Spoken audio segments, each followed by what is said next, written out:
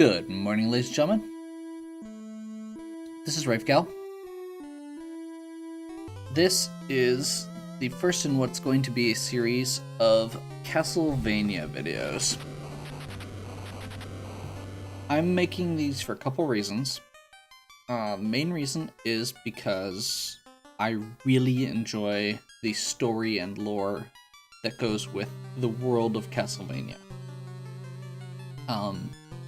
I've always kind of enjoyed it, but after playing Lament of Innocence for the PS2, which I highly recommend if you have the opportunity, and getting what is now the canon backstory of how the Belmont family and their feud with Dracula started, I really enjoy it.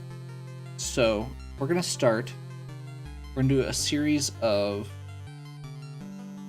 I think we're looking at 1, 2, 3, 4, 5 games here that kind of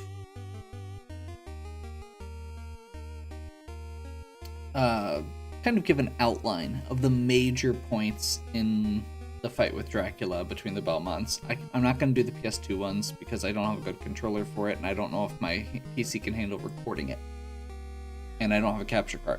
So, we're going to start here. This is Castlevania 3.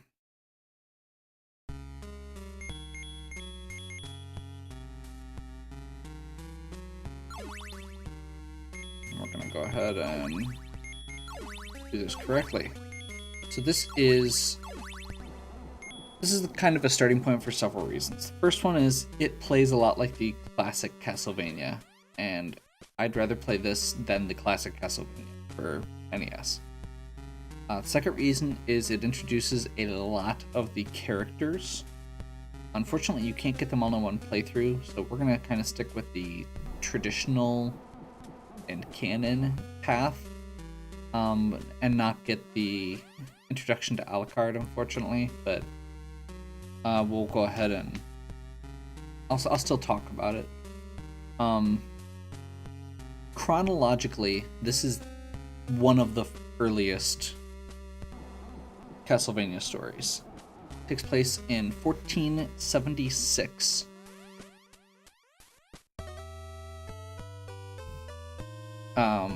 So I'll start at the beginning. I'm going to kind of, as I go through this, give kind of a history of...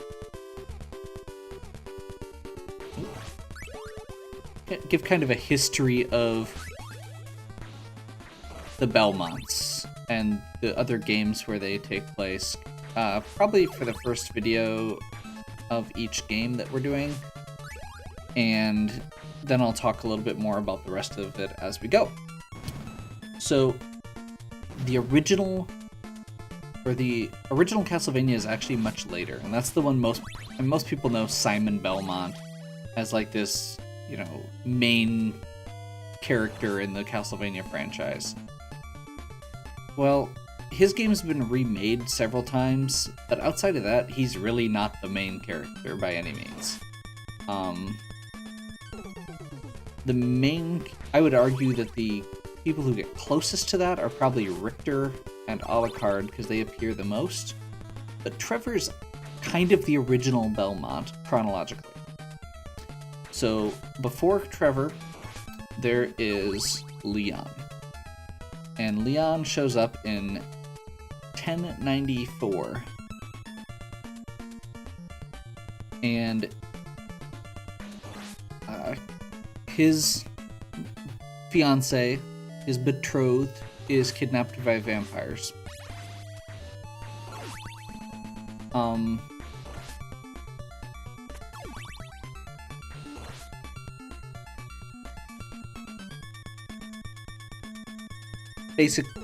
Fairly similar to the rest of to a lot of the other Castlevania stories.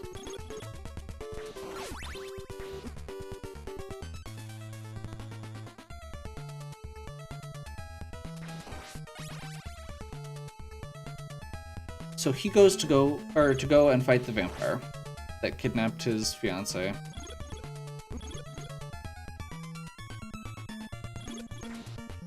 And in the process, he meets several other people and finds out about these magical artifacts that will grant power to people through dark magic. He manages to save his betrothed, but she's been infected by the vampire, so she will die. Or so when she dies, she will turn.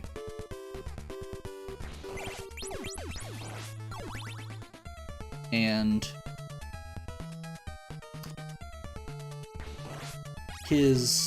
one of the allies he's made, Ronaldo Gandolfi, who is an alchemist, basically tells him, hey, there's a way we can kill this vampire once and for all. But to do it, we need to tap into a bit of dark magic ourselves. And so the two of them, along with his betrothed, who is Sarah, I believe? Yeah. Just make the decision, and Sarah primarily volunteers that she will sacrifice herself to allow him to create a weapon that can defeat the vampire so that no one else has to go through that again. And that leads to the creation of the Belmont Vampire Killer Whip.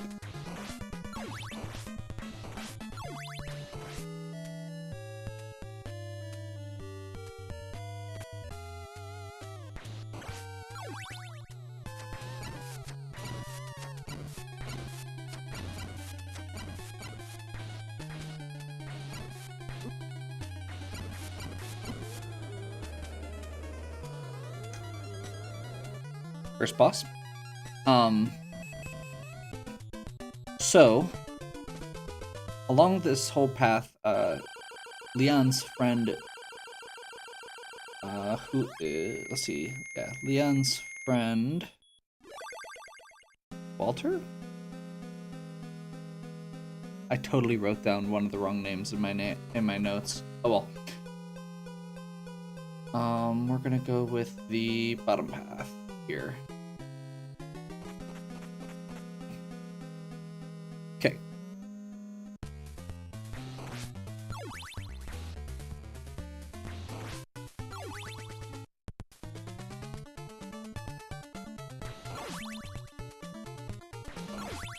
Anyway, names aren't super important here. The important part is, after Leon gets, has had to sacrifice his fiance to create this weapon, they avenge her. He goes and kills the vampire, and at this point he finds out that his friend, or supposed friend, that had been assisting him is actually the one pulling the strings. He orchestrated the entire thing so that he could get his hands on both artifacts and become even more powerful.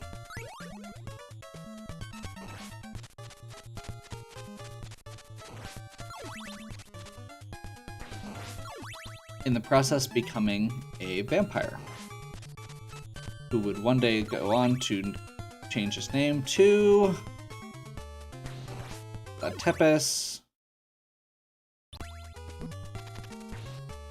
or Dracula. I'm not sure what that blip was.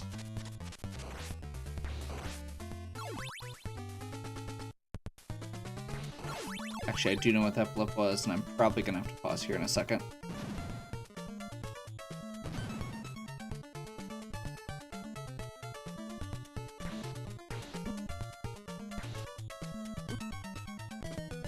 Perfect time. Okay. So we're gonna pause here just a second.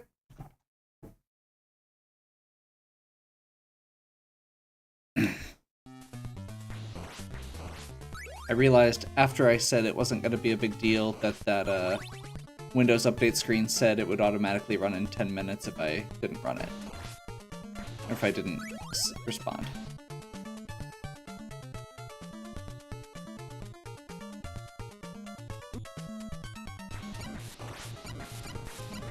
So anyway, Leon's friend ends up being, or eventually becomes Dracula. He gains the power of these two artifacts, and Leon has basically been tricked into helping him do this and ascend as the Lord of Vampires. Which basically means that that whole ordeal they went through and Sarah's sacrifice was effectively for nothing.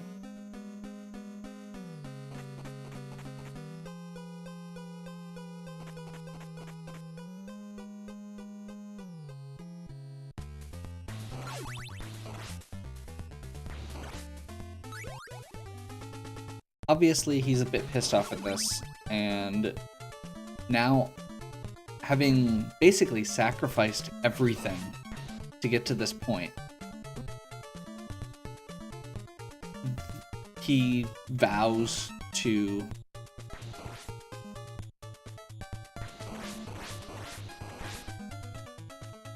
make sure that to get revenge, or is the original thing.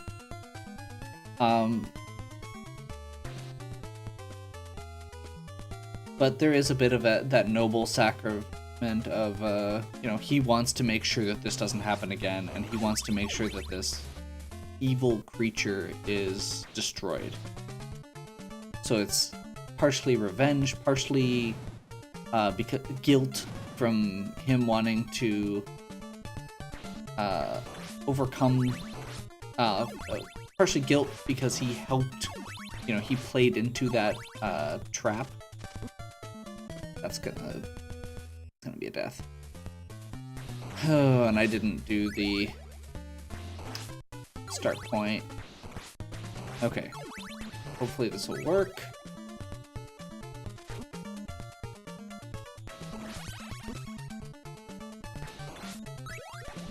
Okay. So yes. He vows that he will kill him and then dedicates the rest of his life to this. That was really close. This is the main reason that Castlevania bothers me. It's the when you get hit physics, which I brought up during the Aladdin for Genesis. That was the main comment I had there too. Okay, this is gonna be the boss.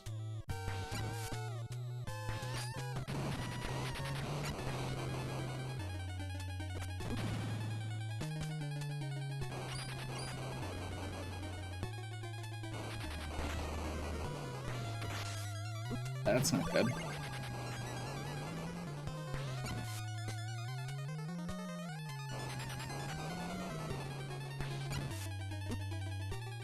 I don't think I can get on that other ledge anymore. That's really not good.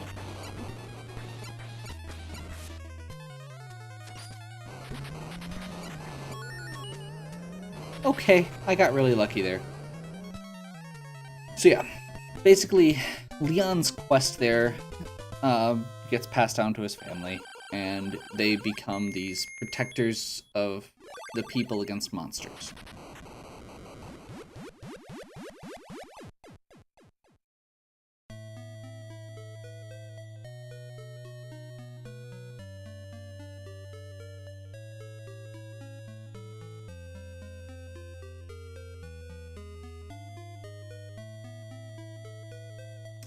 This is either a mistranslation or not terribly accurate, or purposely misleading here, but we will take Sifa with us. Okay. So, anyway, at this point in the story, 350 years pass. The next actual Castlevania game doesn't show up until 1450 AD, and it is technically not the canon, or not, that one's technically not considered part of the canon, but I personally like it. There are a couple reasons it got removed. One is because the original creator of Castlevania was not involved in the process, but the main reason that is cited, and he has even, said as much in an interview at one point, was the fact that the main character in Castlevania Legends for Game Boy is female. If you look at the actual list of Castlevania games, none of them have canon female Belmont representative, except for that one, and it got removed. And the guy has blatantly said it, along with the fact that he was not a part of it, which basically comes down to, if he was a part of it, they wouldn't have had a female protagonist. So, all that aside, Castlevania Legends, the story isn't super important, honestly. It's a pretty straightforward, they go and fight Dracula. I totally walked off a ledge there. I also forgot to create a save state again.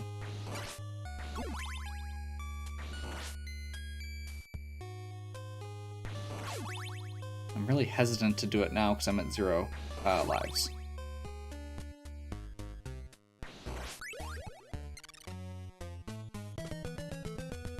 Well, I'm not at 0 lives anymore. Okay. Oh, there's continues. Okay, I'm good. I'm good. So, like I was saying, Sonia Belmont, Castlevania Legends, is the first... apparently the Belmonts have been doing this entire time, but per the canon, she's the first one to actually... Well, I guess I don't know if she's the first one to fight Dracula, but she's the first one to beat Dracula. She doesn't kill him. I will say again, I hate the jumping physics and stair physics in this game. But yes, so Sonia Belmont, with the help of Alucard, Dracula's son, who is the main character in Symphony of the Night and is one of the main... Oh my gosh. We're restarting so we don't have to continue. Okay, let's try that again. Sonia Belmont, Alucard, work together and beat Dracula. They do not kill him. And this is in 1450, which is 26 years before this game. So, it's implied at the end of that Alucard and Sonia hook up, and also implied that for that canon that there's a possibility that Trevor Belmont here is actually their son. It was not good.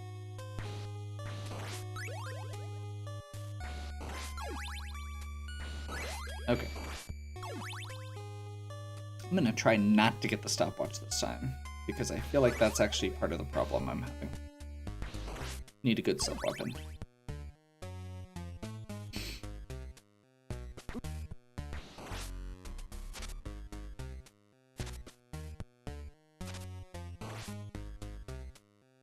So, the history, or that's the end of the first history lesson.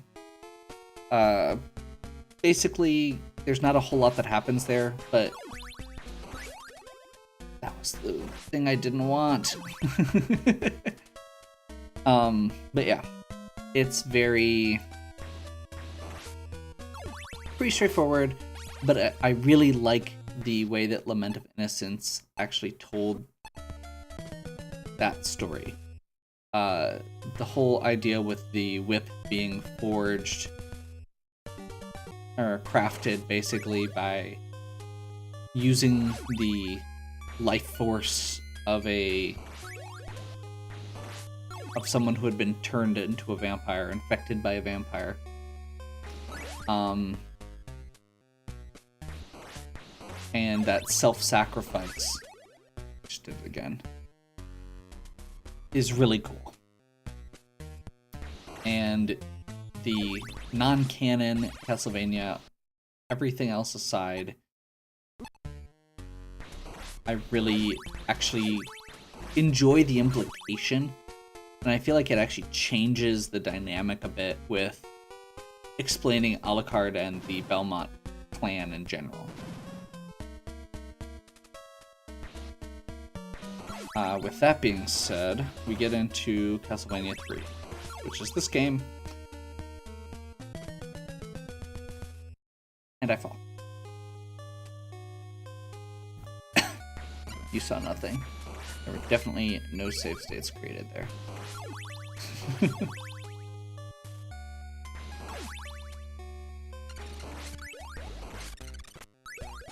Okay.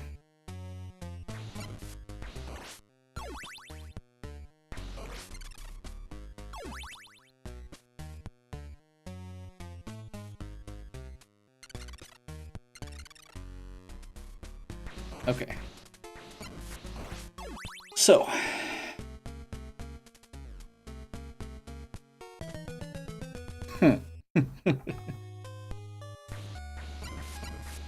So, in Castlevania 3, Trevor Belmont is the first Belmont to actually track down Dracula. And this big significance here with him is he's the first Belmont to kill Dracula. Now, he doesn't actually, he doesn't kill him forever, because Dracula has this weird thing where when he gets killed, he will be reborn after 100 years. Oh my gosh, I hate this game sometimes.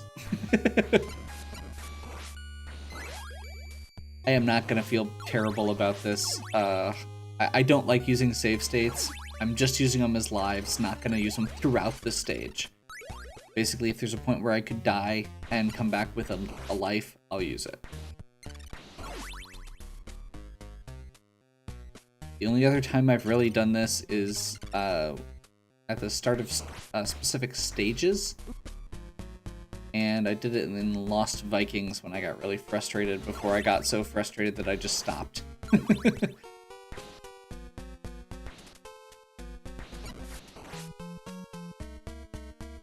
So yeah, Richter is significant in that he is the first Belmont to actually kill Dracula. This is probably one of the more complex games as far as the fact that you can actually change characters.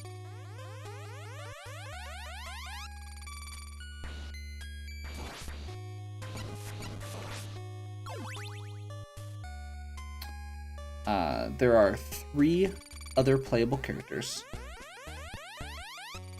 besides Trevor.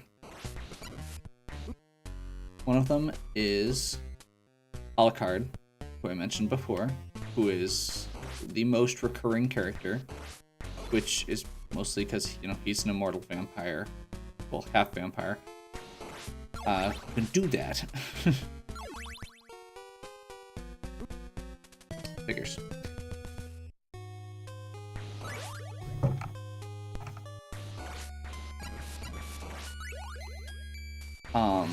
One of them is Sypha, or Sypha, who is the character who I ended up grabbing. And the other one is a character named Grant, and I believe this one, they just call him Dynasty. I've done a little bit of reading and research on that particular subject, and apparently Grant Dynasty may have been a reference to a real-life person named, or a family, rather. I don't think Grant is a terribly, Wallachian name.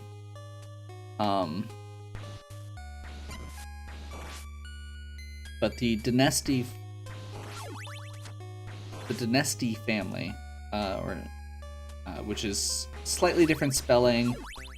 I'm guessing that this was a westernization or like a Romanji translation of the Japanese, rather than them actually bothering to look up that there was a real person or a real family being referenced. Or it was one of those times where the Japanese decide to just change a couple letters and pretend it's the same thing, but not really.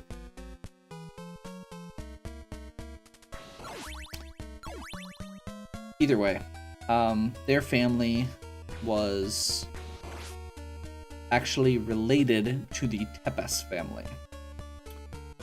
And they were kind of the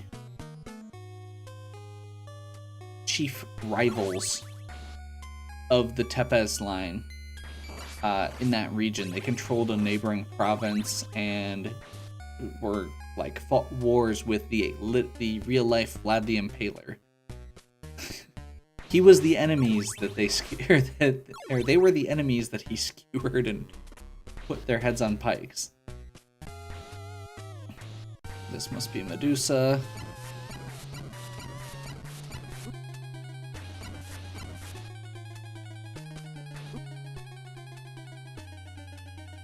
Oops.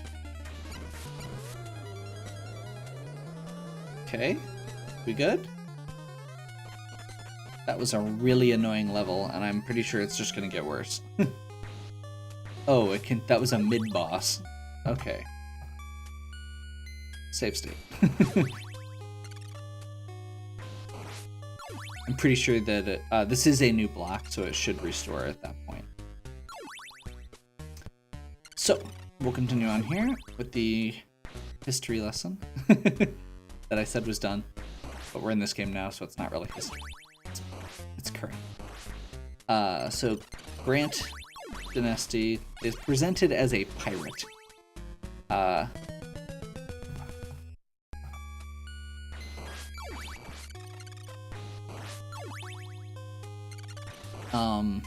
I'm not sure why they chose to make him a pirate, if that was the representation they're going for.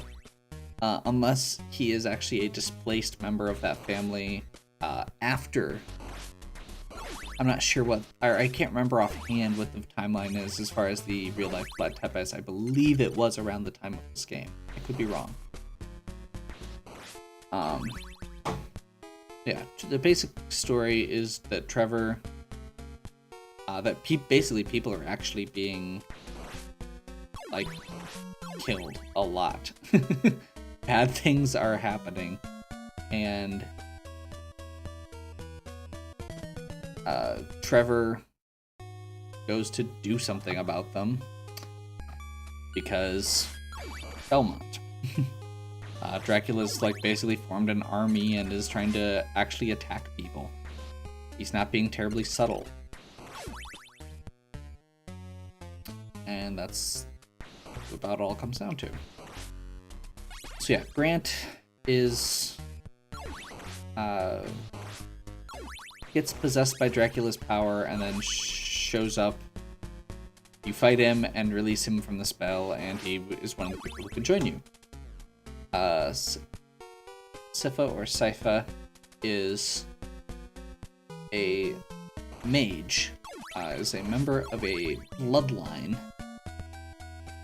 called the Belnades,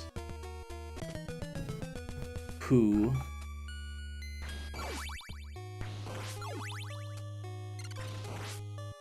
have basically made it their mission to fight evil using their magic. They are the other bloodline that is repeatedly brought up throughout the Castlevania games. Kind of like how, kind of like the way that there's always a Link and a Zelda, and there's a Belnades and a Belmont in a lot of the games. Oddly, it's not something that is always explicit. And the main reason for that is because they're not actually named Belnades. In a lot of cases, because it is a... I totally just jumped in a hole. In many cases, because it is a matriarchal thing, their names change. And yes, that does lead into Sypha is actually a woman, and is in canon Trevor's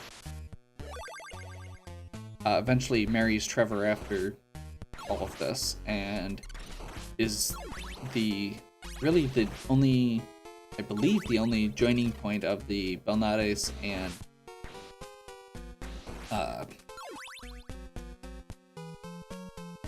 of the Belnades line and the Belmont line. The third person, as I said, is Alucard, who is the son of Dracula. He's the main character in Symphony of the Night. He is the most recurring character in Castlevania. He is all over the place. He's half vampire, and has dedicated himself to defeating Dracula because Dracula let his human mother die.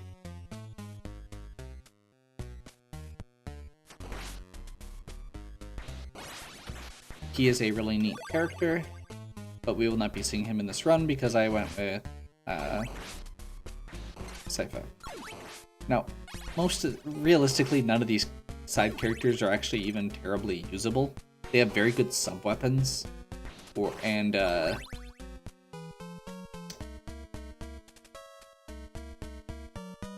Grant can jump, or has better jumping options. I believe Alucard can also do like a double jump. Grant can actually like climb on the ceiling.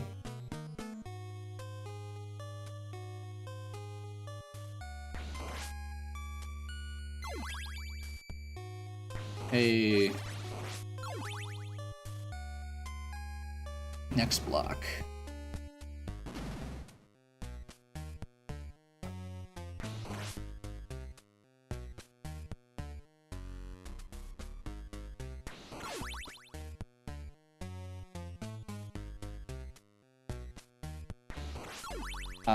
One of the other notable things with this particular game, in recent memory especially, is the fact that it is the source material for the recently released Netflix Castlevania show.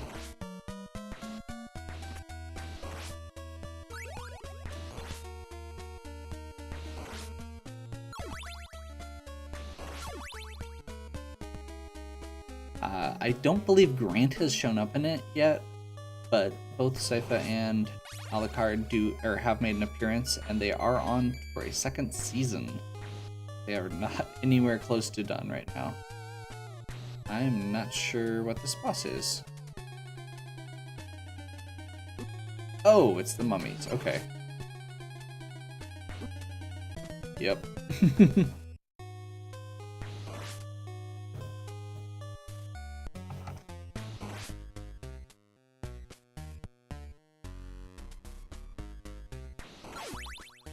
So,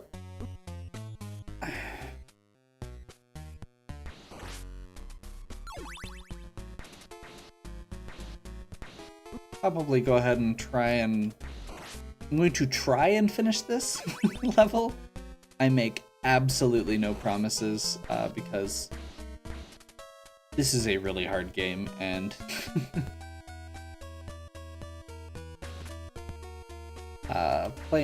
this is actually about the halfway point. I'm wrong.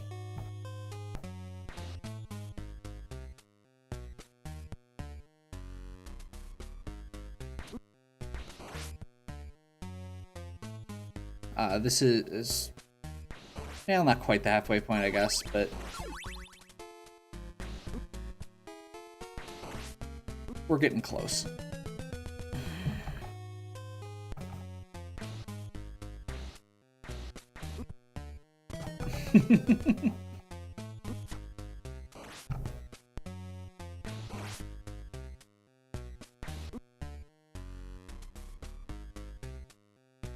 Okay.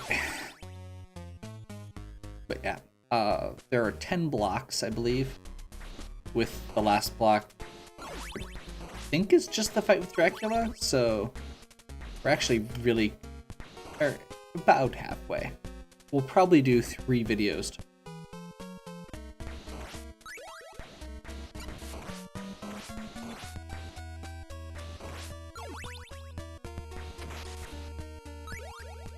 Ooh.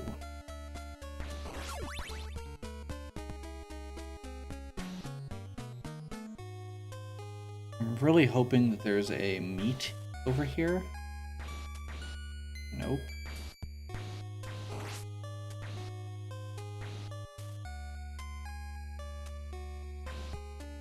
That's really unfortunate. So I'm pretty sure I can't beat this. Oh well. We'll see if we can just nuke them. Nope.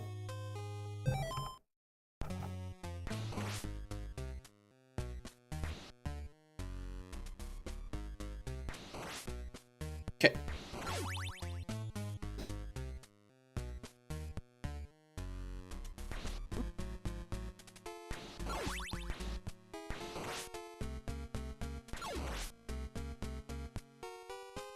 Only downside to this method I've been using is that it does leave me with that limited health pool.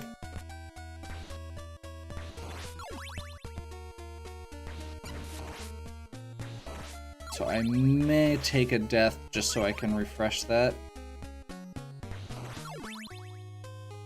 I think I'm gonna need a password to start in level 5 with Sypha anyway, unless I just go off of a save state.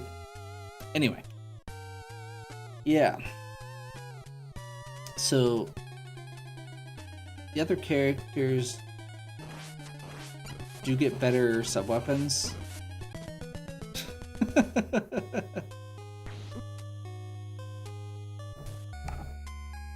Okay, let's try it.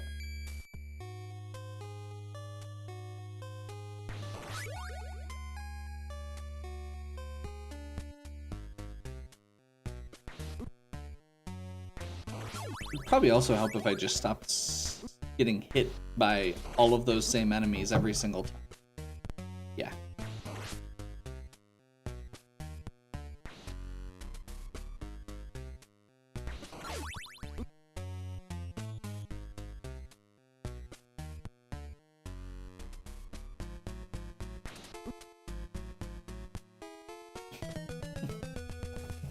Yeah, we're gonna try this. Whoops. Okay.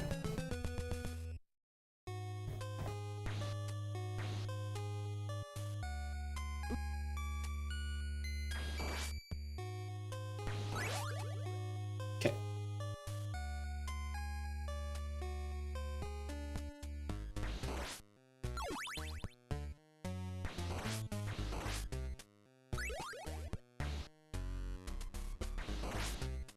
There we go.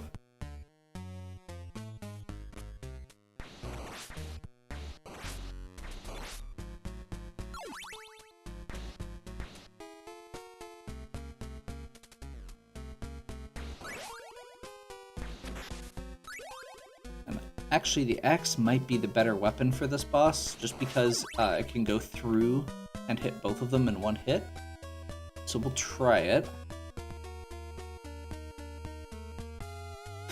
And I'll definitely consider looking up strategies for this. If not...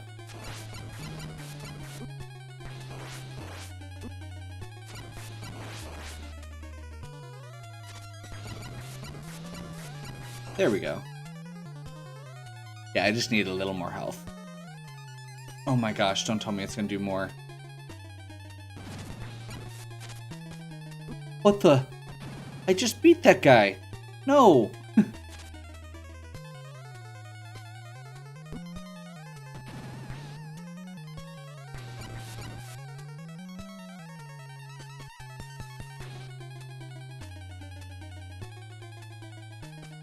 Ugh, okay.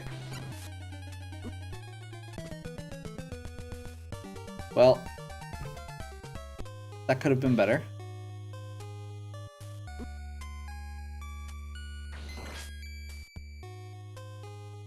Oh my.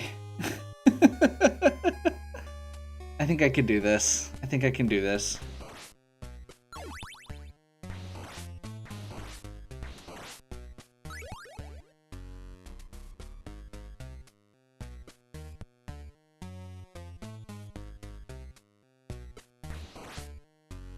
Although I'm my temptation to abuse save states is growing.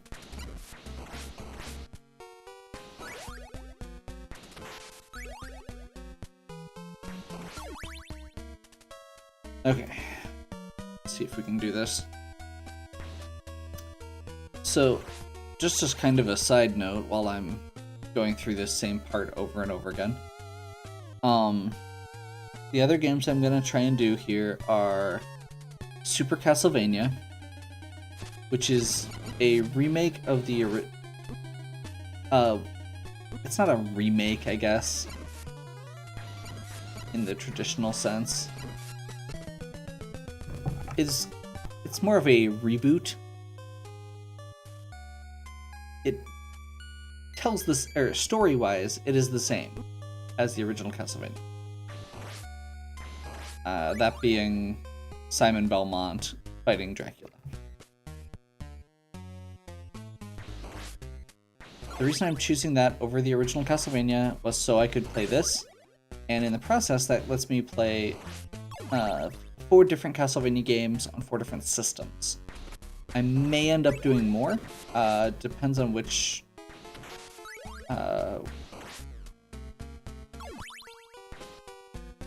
ones I'm able to get and I'm comfortable with doing.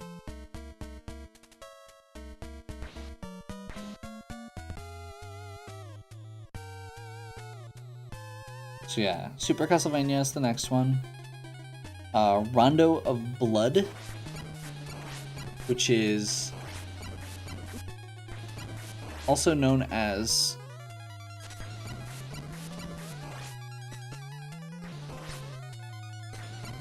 Dracula X on Super Nintendo, but was actually done in a different way on the TurboGrafx CD.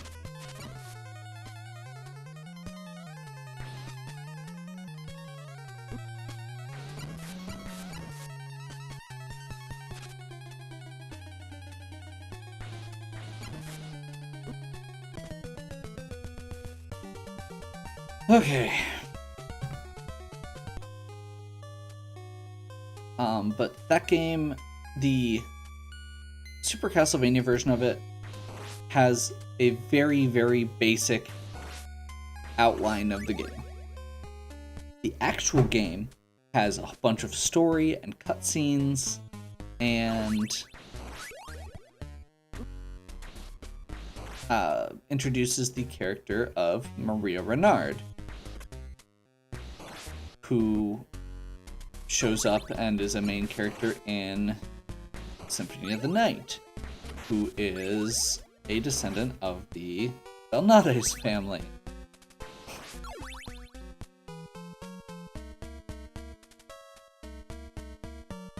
It's also playing as Richter, who shows up in Castlevania of the Night, or Symphony of the Night, even though he is not the main character.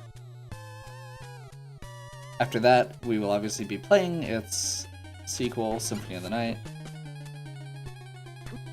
Those games very much are companion games. They go together.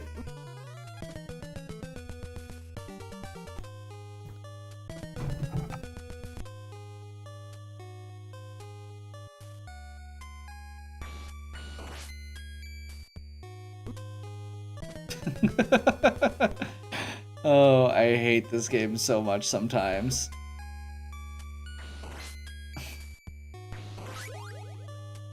And then after Symphony of the Night, there aren't a ton of really viable games.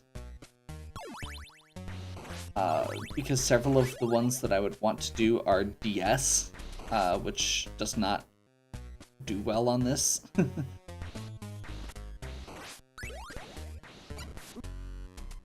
I am sure it's doable, but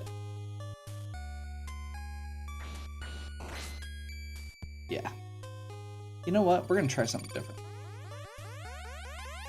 Let's give Sifa a shot here.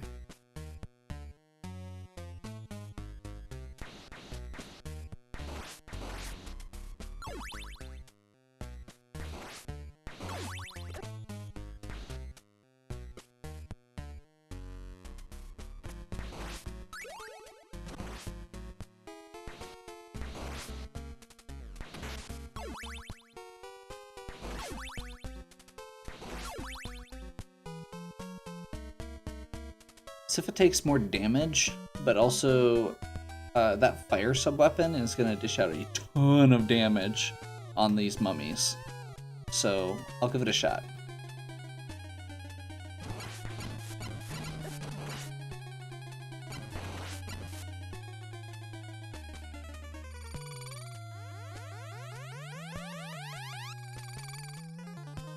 I don't have a good way to... Oh crap, I don't have a whip upgrade. Nope, we're gonna try this.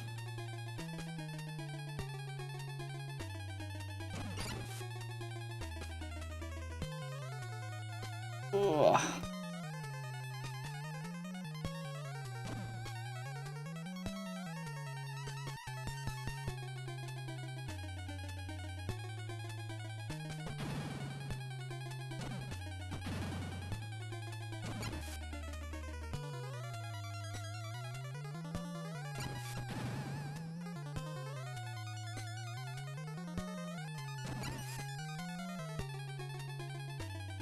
This was a good decision. It's a bit tedious, but crap, oh crap, oh crap, I'm gonna die.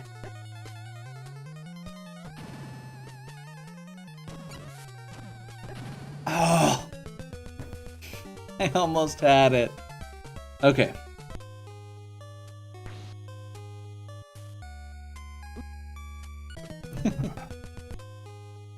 So yeah, that gives you a good example of the difference between Trevor and Sifa and how they play.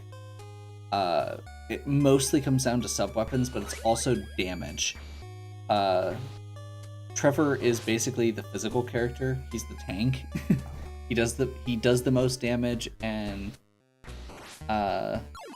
takes the least damage with his basic physical attacks. The other characters get stuff that gives them movement and advantages in movement and in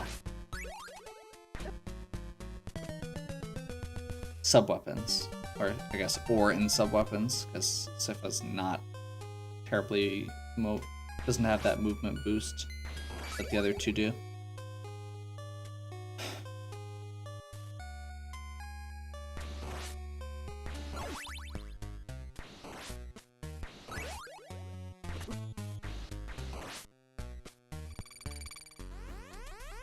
By the way, if you didn't figure out there, the reason I'm doing it this way is because Trevor takes, like I said, Trevor takes less physical damage. So I'm trying to minimize the damage I take going into it, and also get those whip upgrades so I can switch back if I need to. And that'll give me all the hearts I need. Should still be good. It's a little less than I had last time. So if I can just blast these mummies away again, that should be good.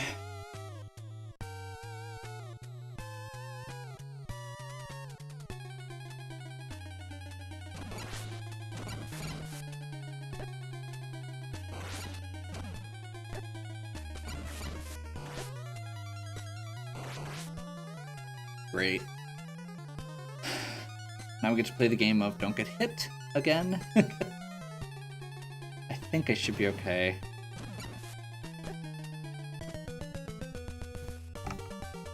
Spoken like someone who has spoken far too soon. Again.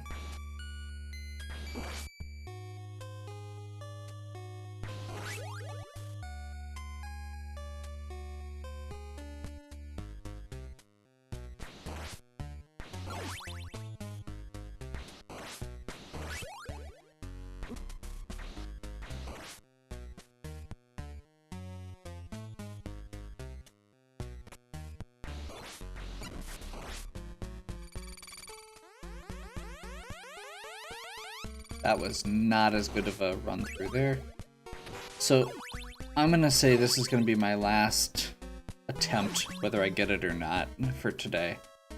I need to take a break, and we will see what happens after that.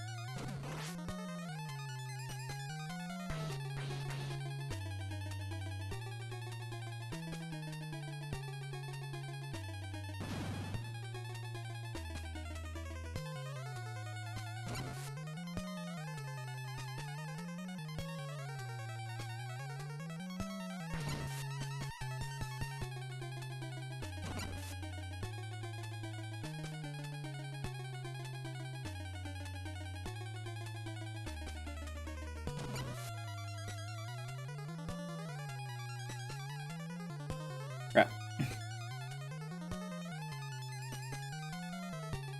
Oh. Okay. So, we will pick up here next time. I'll see if I can come up with a better strategy for this boss. I think I've got it. It's just going to take some repetition, and I've already been playing for a while. So, if you enjoyed this video, give me a like and subscribe. Check out the other content on my channel. There is much more Castlevania coming your way down the road. Working on Donkey Kong Country, working on Cave Story, working on Disgaea. We'll probably try and get back to a few others that I've kind of been not spending as much time as I should on. Try and wrap up some of the other ones I've still got kind of hanging open. Feel free to leave any questions or suggestions you might have in the comments, and as always, have a good one.